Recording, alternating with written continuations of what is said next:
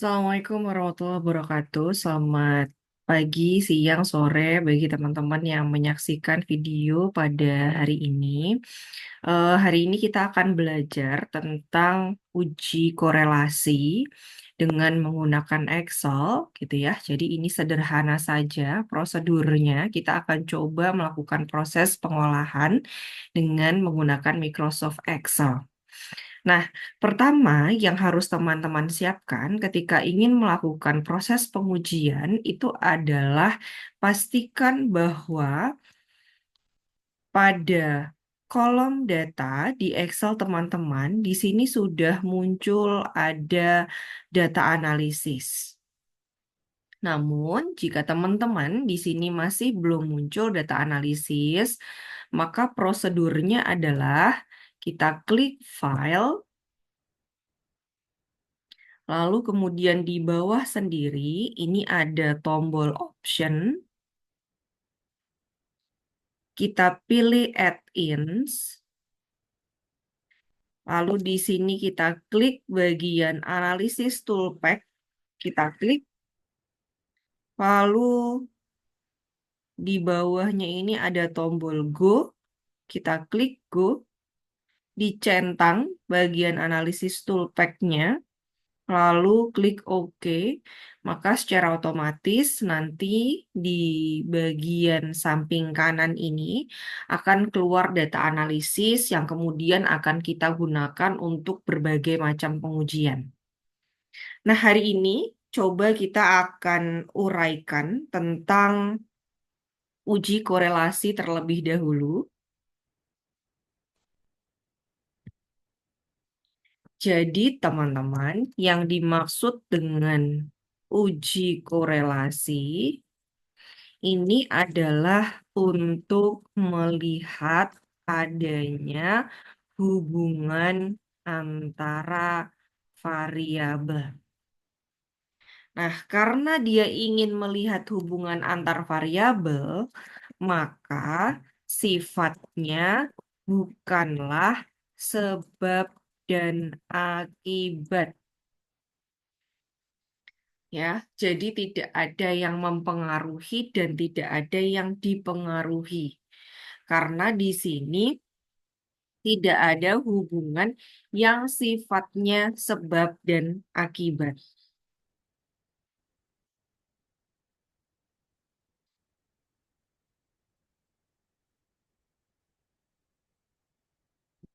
Nah, lalu gimana contoh hipotesisnya? Misalnya, hipotesis alternatifnya berbunyi frekuensi email campaign berhubungan dengan sosial media engagement.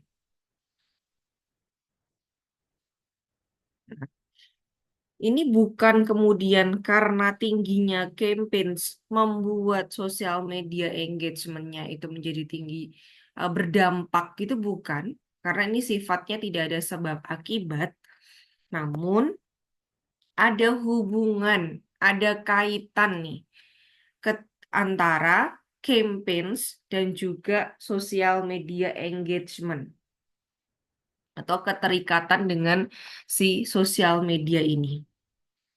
Atau misalnya hal yang lain, ada keterkaitan antara kecerdasan dan kemampuan dalam menyerap ilmu pengetahuan.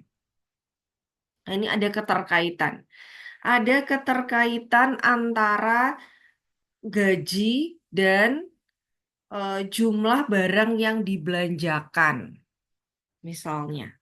Jadi ini ada hubungannya. Kalau kita berbicara tentang hubungan, maka di sini tidak ada variabel X dan variabel Y, atau variabel independen dan variabel dependen, nggak ada. Karena itu tadi, sifatnya bukanlah sebab dan akibat. Sifatnya bukan ada yang memberi pengaruh dan menerima pengaruh, nggak ada. Tapi ini sejajar antara variabel, ini saya sebut A gitu ya, dengan variabel yang B.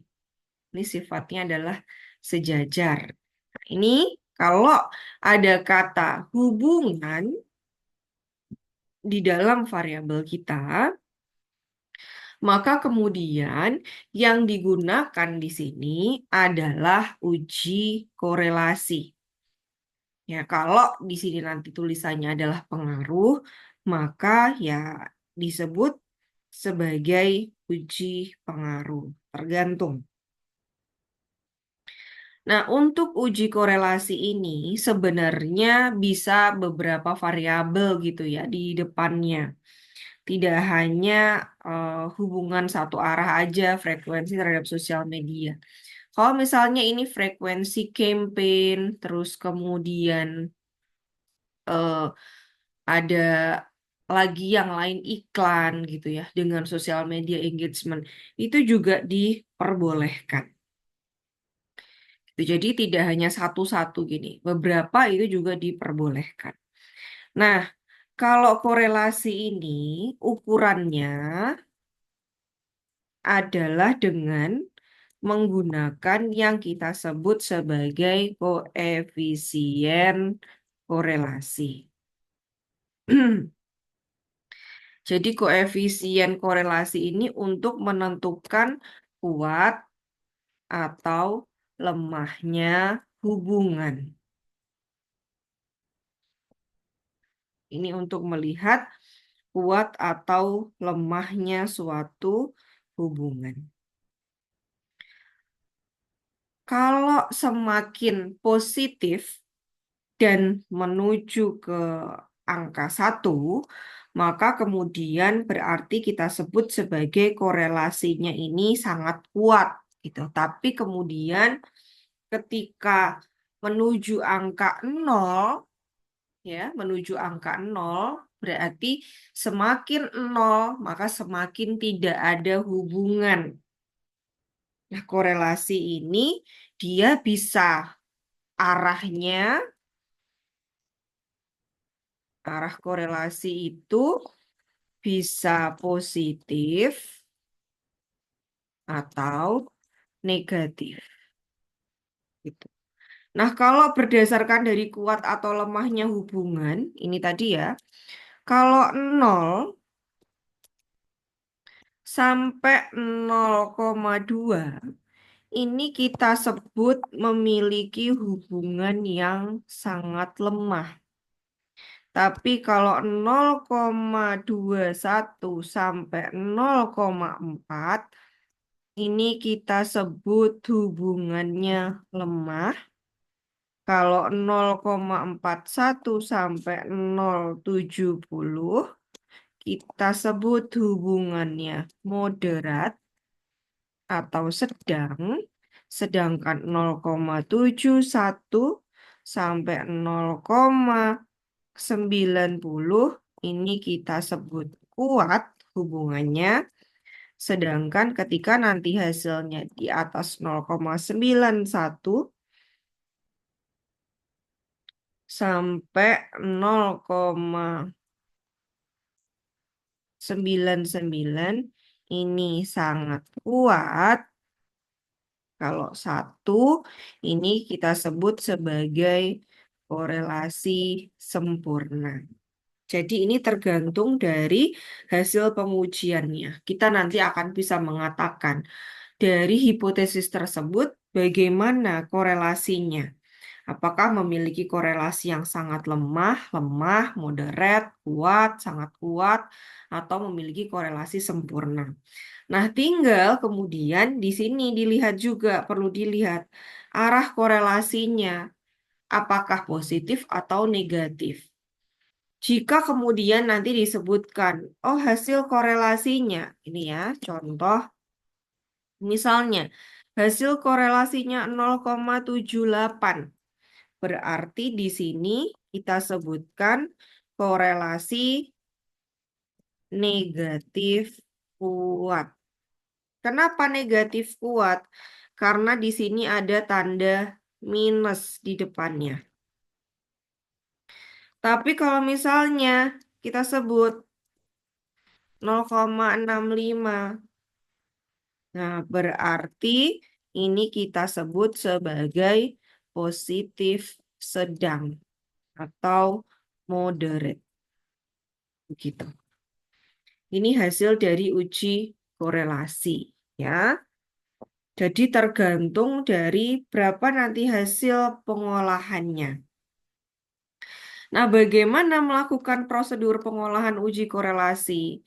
Jika teman-teman sudah memastikan di sini sudah ada data analisis, maka selanjutnya kita tinggal melakukan pengecekan. Nih, kita klik data analisis. Lalu di sini kita pilih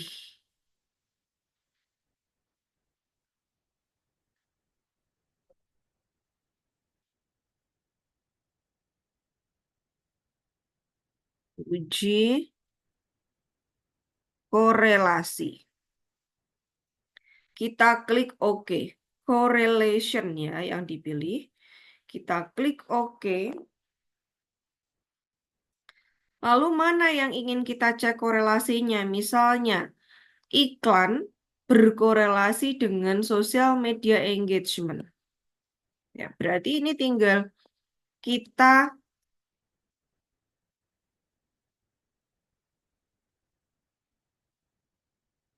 apa namanya? Sorot. Misalnya Bu Noni cuma pengen sampai data ke-30 gitu ya. Nah, ini kita sorot antara advertising dan social media engagement sudah kita sorot. Kita klik OK. Nah, bagaimana kemudian hasilnya, hasil keterikatannya? Kalau kita lihat di sini, ini hasilnya. Hubungan antara advertising budget dan sosial media itu nilainya adalah 0 negatif 0,26863. Kita tinggal cek di sini. Ini ya, hasil dari HA misalnya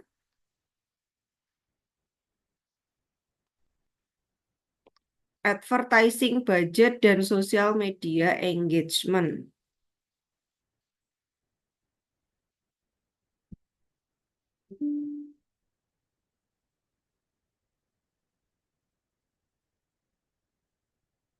Berhubungan dengan sosial media engagement. Nah, hasilnya kayak gini. Ini kan sama aja dengan hasilnya adalah berapa? Negatif 0,26 kan? Atau 27. Kalau kita lihat 0,27 berarti apa moderasinya? Negatif lemah.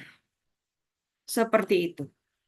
Nah, kalau misalnya Bu Noni pengen melihat antara tiga ini, hubungan antara advertising, sosial media, dan email campaigns, gimana caranya? Sama seperti tadi. Data, analisis, correlation oke. Ini misalnya, tiga-tiganya saya pengen lihat. Nih, kita klik OK. Setelah kita sorot, kita klik OK. Nah, ini kita jadi punya hubungan. Kolom 1 itu adalah, sorry, ini advertising budget. Kolom 2 itu social media engagement. Kolom 3 ini adalah email campaigns. Nah, hasilnya, nih, kolom 2. Kolom 2 tadi adalah sosial media. Ini kolom 1 ya, 1, 2, 3. Cara membacanya gimana? Kolom 2 berhubungan dengan kolom 1. Kolom 2 itu adalah sosial media, ya kan? Berhubungan dengan Kolom 1, advertising budget.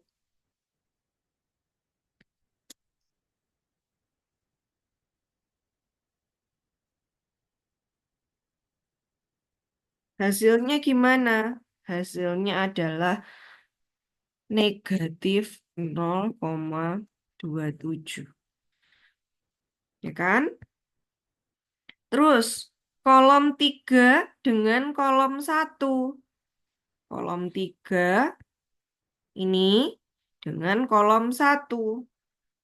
Email campaigns dengan frekuensi. Sorry. Email advertising budget.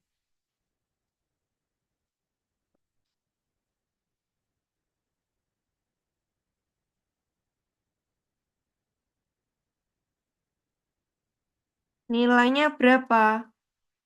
Di sini 0,13, tapi positif.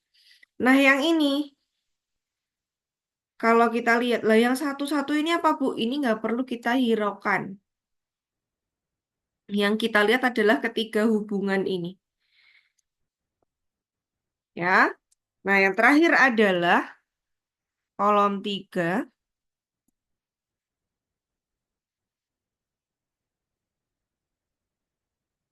dengan kolom 2 sosial media. Hasilnya gimana? 0,16. Nah, dari sini kemudian kita bisa melihat kesimpulannya, berarti positif sangat lemah. Nah, mungkin teman-teman ada yang bertanya, apakah ini berpengaruh, Bu, karena data yang diambil, tadi yang Bu Nuni sorot itu datanya cuma sampai 30. Kalau datanya lebih banyak, apakah juga kemudian ini bisa ngaruh? Ini tugas teman-teman. Coba sekarang teman-teman olah data, ya. Data ini diolah dan kemudian dibuat hipotesisnya sesuai dengan ini. Cek berdasarkan kolom ya. Kalau ini berarti kolom satu berhubungan dengan kolom 2. Gitu cara bacanya. Kolom 1 berhubungan dengan kolom 3. Kolom 3 berhubungan dengan kolom 2. Nah, nanti dari sini akan kita tahu bagaimana korelasinya. Nah, sekarang tugas teman-teman adalah melihat keterkaitan seluruh ini. 1, 2, 3. Ini nggak usah. Khusus yang ini tidak perlu digunakan. Ya, 3 saja ini. Tapi data yang digunakan adalah semuanya sampai 101. Silahkan teman-teman olah dan dijelaskan bagaimana hasil korelasinya. Gitu ya. Selamat mengerjakan.